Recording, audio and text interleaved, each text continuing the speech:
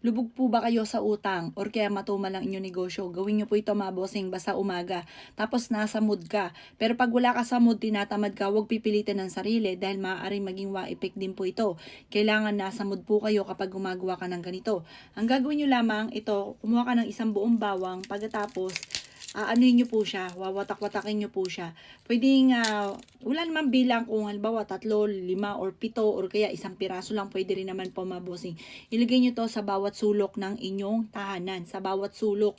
Mas mainam pa nga, samahan nyo ng barya. Subukan nyo po ito kasi ginawa ko din po yan at epektibo po yan mga bossing. Ngayon umaga, huwag kayong gagawa ng mga pahapon. Pagka pampaswerte tuwing umaga lang mga bossing ko, mga bandang 7:00 ng umaga. Tapos, ibulong nyo po dito kung ano yung hangarin nyo. Halimbawa, lumaki yung benta ko araw-araw, makabayad ako sa aking utang, gumaling kami sa aming karamdaman. Ganon ang pagwi-wish na walang gamit na sana, direct to the point. Ilagay sa bawat sulok ng inyong tahanan. Magbibigay po ito ng swerte. Kaya kung kayo laging inaalat sa buhay, kayo po ay lagi na lamang po maraming pagsubok, subukan nyo po siya. Ngayon, kapag po halimbawang mabilis na natuyo yung bawang ninyo, ito po, lagi yung, kailangan nyo ilalagay ninyo, fresh na fresh, matigas pa po siya. Tapos, ilagay nyo to sa bawat sulok. Ngayon, kapag kaagad po siya ay natuyo, ibig sabihin, marami talaga mga negatibo sa loob ng bahay ninyo na tama lang na ginawa nyo po ito para hindi kayo malasin, para maalis ang malas. Hinihigop nito yung mga negative energy. Ganun din yung barya naman, pang-attract ng pera po yun. Nagtataboy din yun ng malas mga boss. Ngayon, kapag po ito'y natuyo, yung mga nilagay ninyo, kunin nyo siya at mas mainam, hugasan nyo yung barya, tapos kumuha ka ulit ng bawang para hindi ka na minamalas lagi sa pera, hindi ka nalulubog sa utang. Walang away-away ang pamilya, malusog ang iyong mga pangatawan, hindi ka maging sakitin.